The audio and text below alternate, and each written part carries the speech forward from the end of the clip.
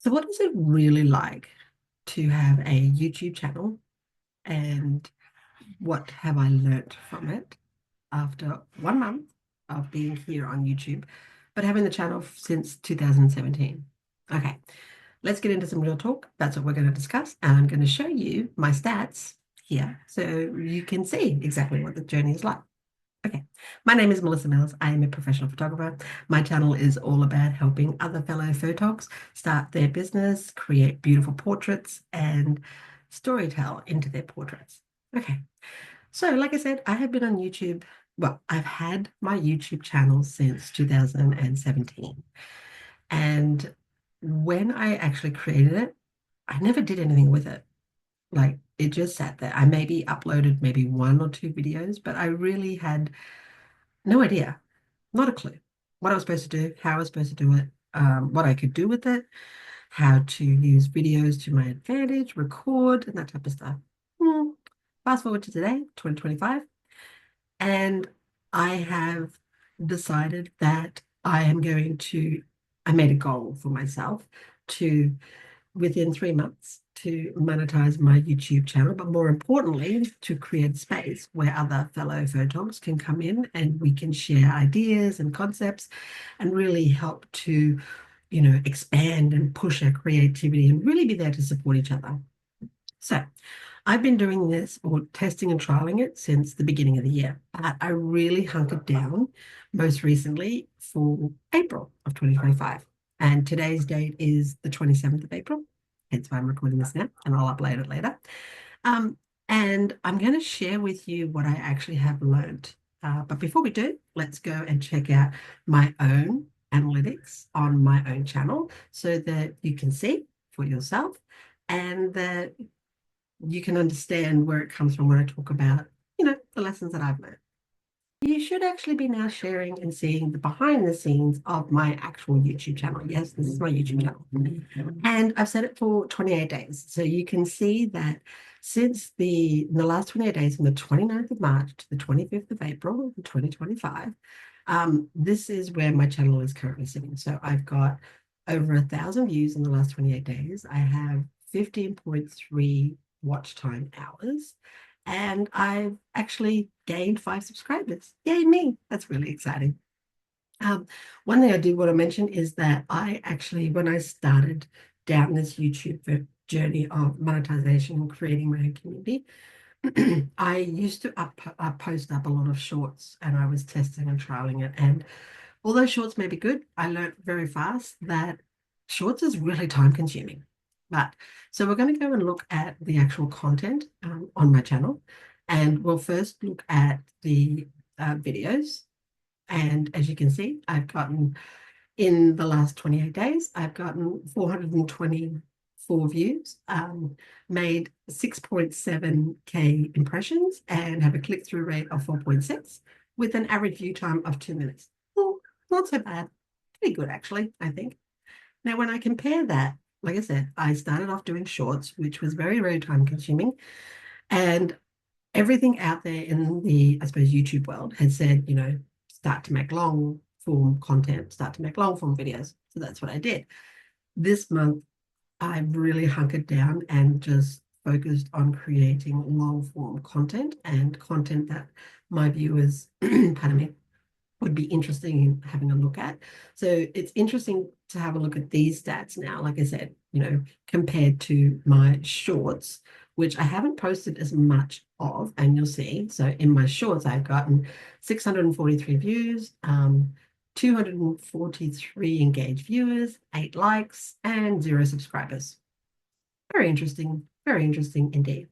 Now, when I go into my audience and we look at my audience and audience retention and click-through rate and all that type of stuff. So I have 8 returning viewers. I have 489 unique viewers, people that are coming back to view my YouTube channel. So that's, not bad. And like I said, I picked up the 5 subscribers. Okay, so what is it that I've actually learned? Well, there's quite a lot in this YouTube journey that I've actually learned, but let's start with the basics. First, the conversation about YouTube being time consuming is real. The conversation about needing to be consistent is real. The conversation about knowing who your audience is and what they want from you is real. And I have learned that a couple of things. First, to go down the track of YouTube journey, whether it's full monetization, create a community, whatever it is, there is a time commitment that is required. You're going to need to commit some time in order to do and go down this pathway of process. No denying that. And I've seen out there where YouTubers, they've gone out and they've done the time commitment regardless of, working there, whether they're working a full-time job, whether they've got kids, whether they've got commitments, all this other stuff. If you're really dead set serious about wanting to create a YouTube channel, not just for monetization, but for community, then you really are going to have to put aside the time in order to create the content. Me personally, I create on a weekend. Usually it's either a Saturday or a Sunday, and I do my video scripting and idea content and titles and thumbnails. I do that during the week, and then I know that when it comes to the weekend, I know exactly what it is that I have to film. The other thing is that, like I said, knowing that it's not a fast journey, not at all. I mean, that old adage of you are, it's about you're running a marathon and not a sprint is very, very true. If you're looking for something that is quick and fast and going to get you there, YouTube is not it. You're going to need to do the daily grind or do the weekly grind or do the monthly grind, and it's going to take its time in order to get to where you're going to be starting to see traction or engagement or comments and whatnot in your YouTube video post. Like I said, I started this hunkered down really in the end of March, beginning of April, and I just showed you my stats. And from those stats, I'm quite proud of myself. I mean, I've gained 5 subscribers, so I think that's pretty fantastic that, there's other people out there that are interested.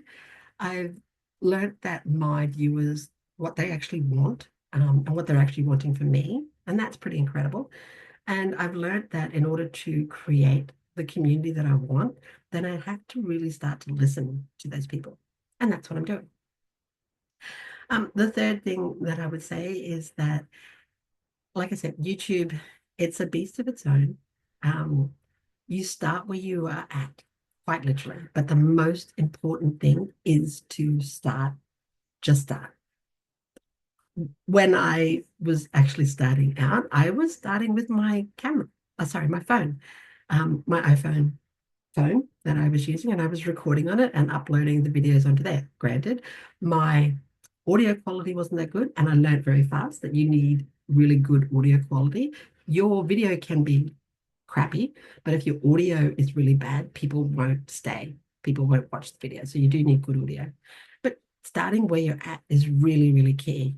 Do it on your iPhone, do it in between those break moments of when you've actually got time to do it, and then piece it together. I started off spending a lot of time on editing my videos as well. But then I think that's also the perfectionist in me. I no longer do that. Like I said, I do all of my prep and planning through the week, and then I do my video content or the filming of my video on the weekends in one day to film. My goal is to get at a minimum 2 videos up per week, every week, regardless, for the next 3 months. I'm now into the first month gone. I've started to see some traction. I've started to see some engagement, and I've started to see that really understand who my audience is. For me, that's a win. That's an entire win for the first month. So if you, like I said, starting where you're at is really, really important. You don't need to be perfect. I'm not perfect in any shape or form, but I'm starting. I'm doing the thing. I'm committed to doing the thing because I've found that there's a lot of other fellow photogs out there that are really craving some of this beginner starter mode of information. And everybody's in a different journey. And I'm here to help. I'm here to help other photogs. I'm not a competitive photographer. I love to share the knowledge that I have and the information that I have with other fellow photogs. I do it locally here in my own community. I've done workshops and whatnot. And so now I'm actually transitioning to wanting to share it out there into the bigger, wider world, right? In the YouTube world. Because, like I said, everybody's on a different journey, everybody's at a different stage. But if even the smallest amount of information that I can provide to them helps them to move their needle forward in their own photography journey or in their own photography business, I consider that a win, quite literally. Um, and I think the other thing that I had learned was that, yes, titles and thumbnails really do matter. If you've got a really clear, concise, uncluttered thumbnail, it does attract the people. It does attract your viewer. And the same goes with the title. If it's very clear and concise and says what it's going to say or what you are actually going to promise in the video, it does attract them. So you need to make sure that your title and your thumbnail is spot on, that it is going to say, it says what it's actually going to deliver in your video. And the other thing is to make sure that when you do your videos, you start with that. Like you literally get into that, this whole thing of, introducing yourself and where you're from and all that type of stuff. Yes, I do that. I still do that, but I'm getting out of that. I'm getting into the point where I'm just going straight in and diving straight in to the content that I wanted to deliver out there to my audience. And I've seen some real movement in that as far as video or my video retention from my audience. So yeah, so look, it is a Sunday here. I'm about to go and have a lovely dinner with my gorgeous husband and spend my Sunday afternoon prepping and planning for my week ahead. Oh, by the way, I am not a full-time content creator. I hope to be one day, pardon me, but right now I also work full-time. I am also heavily, busily engaged in my community. I'm also a grandmother, so time for me is also very limited. But like I said, it's Sunday. I am going to spend time with my family now, and it's actually my granddaughter's birthday, so I'm going to go wish her and have a chat with her and find out about all of her presents and wish her a happy birthday. But wherever you are, know that just start, honestly. Just start the journey. Pick up the phone, record yourself, introduce yourself, and then go from there. And then build upon that. Build upon what it is that your audience thinks you think that your audience wants to hear, and they'll quickly let you know if it's not. And if it's not, change it. Nothing is ever set in stone. You can change it anytime you like. Yeah. Okay. Peace out. Have a really great Sunday, and I'll see you again in the next video. Bye.